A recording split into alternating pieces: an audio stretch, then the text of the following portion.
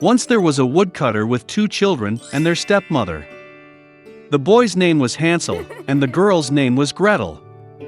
They lived so poorly that sometimes there was not even anything to eat. And then one evening he lay in bed, pondering how to feed the children further. His wife advised him to have children in the forest, light a fire, give a piece of bread each and leave them there, not all 4 of them die of hunger. But the woodcutter did not agree. And until then, his wife persuaded him that he finally agreed. And the children, because of hunger, also could not sleep and heard everything that their stepmother said to their father. And when the parents fell asleep, Hansel secretly rushed out of the house. The moon was shining brightly, and the white stones glittered like coins. Hansel pocketed as many of them as he could fit. Then he returned home and the children went to bed. In the morning, the stepmother came to the children, gave each of them a piece of bread, and they all went to the forest together. On the way, Hansel threw out white stones one by one. When they arrived at the clearing, my father began to light a fire.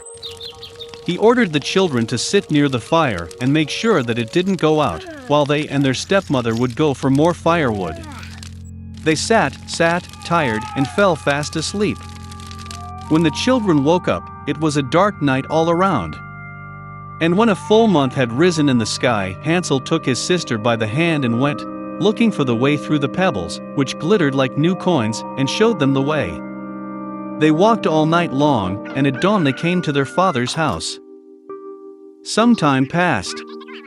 And the children again heard how the stepmother one night began to beg their father to get rid of the children.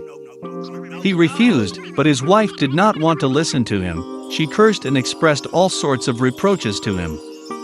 When the parents fell asleep, Hansel, like the last time, wanted to collect stones, but the stepmother locked the door and the boy could not leave the house.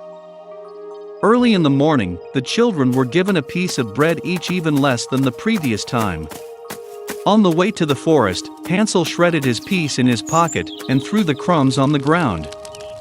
The stepmother took them even further into the forest. Again a big fire was lit, and the father ordered the children to watch the fire while they and their stepmother chopped some more wood. When lunchtime came, Gretel shared her piece of bread with Hansel. And they fell asleep. We woke up when the dark night fell. And then a month came up, and they got together on their way, but they could not find a single crumbs, because thousands of birds fluttering in the forest had long been eating those crumbs. So the children walked for a very long time, but they could not get out of the forest. Suddenly, the road led them to the hut. Coming closer, the children saw that the house was all built of bread and biscuits, and the windows were made of pure sugar. Hansel reached up and broke off a piece of the roof, while Gretel went to the window and began gnawing at its windows. And then the door in the hut opened wide, and the old woman came out, leaning on a crutch. Hansel and Gretel were so scared that they even dropped their tidbits from their hands. And the old woman was kind and invited them to her hut. There was already abundant food on the table: milk, cookies, apples, and nuts. After dinner, the old woman made 2 clean beds for the children, and Hansel and her sister thought they were in heaven. But the old woman only pretended to be affectionate, but in fact she was an evil witch, who built her bread hut for this purpose in order to lure children. Early in the morning, while the children were sleeping, she took Hansel and put him in a small cage. And she ordered her sister to do everything that the wicked witch demanded of her. The old woman decided to fatten the boy in order to eat him later. So Gretel began to cook the most delicious food for Hansel, and she herself got nothing but leftovers. Some time passed, and the boy did not get fat. Then the old woman did not want to wait any longer, and decided to cook and eat Hansel. She ordered Gretel to light the stove and apply water. When the stove warmed up, the old woman ordered her to climb into the stove and see if it was hot enough. So she wanted to push the girl into the fire and bake her. But Gretel knew what was on her mind. She said that she did not know how to get in there, and asked the witch to show herself. The old woman got angry and climbed into the oven. Then Gretel pushed her and slammed the shutter behind the witch. Wow, how terribly the old woman howled then. Gretel, meanwhile, rushed to Hansel and opened the cage. Having freed their brother, they went to the witch's room, in which there were boxes of pearls and precious stones in all corners, filled their pockets with them, and went home.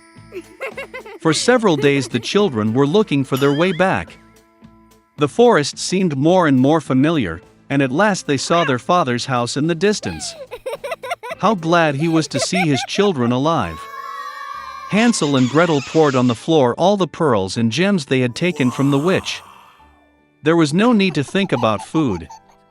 And they began to live, and rejoice. And the father drove the evil stepmother out of the house. Once upon a time, there lived a poor widow, and she had a son, Jack, and a cow, Belyanka. The cow gave milk every morning, and the mother and son sold it in the bazaar, and that was how they lived. But once Belyanka did not give milk, and they did not have food. Mom decided to sell the cow and open a shop with the proceeds. Jack took the rein in his hands and led the cow to the market. No sooner had he arrived than he met some wonderful old man. He said he would like to trade Jack's cow for beans. And with these words, he took out a handful of some strange beans from his pocket. The old man said these beans are magical. They need to be planted in the evening, and by morning they will grow to the very sky. Jack became very interested and agreed. The boy came home early. Mother was very angry that he gave the dairy cow in the whole neighborhood for a handful of some nasty beans. But Jack remembered the old man's words and decided that there was nothing to do, and planted beans in the yard. He went up to his attic sad, and fell asleep. In the morning, Jack woke up and saw something like a large tree in the yard. And this, it turns out, his beans sprouted, and the huge stem continued to grow upward until it grew to the sky. Jack jumped onto the stem and climbed up like a ladder. He climbed and climbed and climbed and climbed until, at last, he reached the sky. There he saw a long and wide road that led him to a huge castle. Jack went to his gate and knocked. The gate opened, and a tall woman stood on the threshold.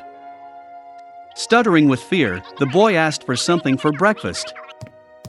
The giantess let him in, but warned him not to catch the eye of her husband, because he is a cannibal. She took Jack to the kitchen. But before he had time to eat even half of his breakfast, suddenly the whole house shook from someone's steps.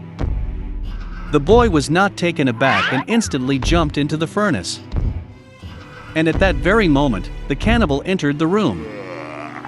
Well, he was as big as a mountain. The cannibal took out 2 bags of gold from a huge chest and sat down to count the coins. He counted and counted, finally began to nod off and began to snore.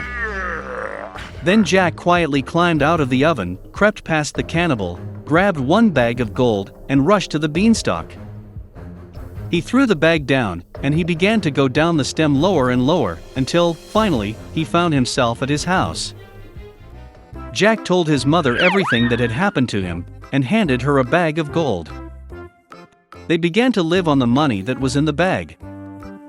But eventually the sack was empty and Jack decided to try his luck one more time at the top of the beanstalk. One fine morning, he got up early and climbed a beanstalk. The man-eater's wife stood at the threshold of the huge castle. She said that she would not let him in, because the last time her husband had lost a bag of gold. But all the same, she took pity on the poor boy, and let him into the castle. Suddenly the footsteps of a giant were heard, and Jack again hid in the furnace. The cannibal entered and told his wife to bring the hen that lays the golden eggs. The giantess brought it, and the ogre ordered the chicken to lay. And she laid the golden egg. The pleased giant began nodding and snoring. Then Jack climbed out of the oven, grabbed the golden chicken and rushed to the beanstalk. The boy returned home. He showed his mother a wonderful chicken, and they began to live selling golden eggs. But soon it seemed to Jack that this was not enough. And he again decided to try his luck at the top of the beanstalk. This time the boy climbed into the castle through the window. He jumped into a copper cauldron and hid. The cannibal and his wife entered the room. The giant smelled the boy, and they rushed to look for him in the oven. But he was not there. They searched every nook and cranny, but they didn't think to look into the copper cauldron. Desperate to search, the ogre ordered his wife to bring a golden harp and put it on the table. Under her beautiful sounds, the cannibal snored. Then Jack quietly climbed out of the cauldron, grabbed the golden harp and rushed to the door. But the harp played loudly and woke the cannibal. Jack ran at breakneck speed, leaping onto a beanstalk, and the giant in pursuit. Jack went down to his house and yelled at his mother to carry the axe. The mother ran out with an axe in her hands. The boy grabbed the axe and began to chop the beanstalk. The ogre felt the stem swing violently and stopped. Then Jack struck again with an axe and cut the beanstalk. It swayed and collapsed, and the ogre fell to the ground and crashed. From that day on, Jack and his mother never knew poverty again. But the boy was very sorry that, because of their greed, they almost paid with their lives. He promised that he would never steal again and would work hard for the good of the family.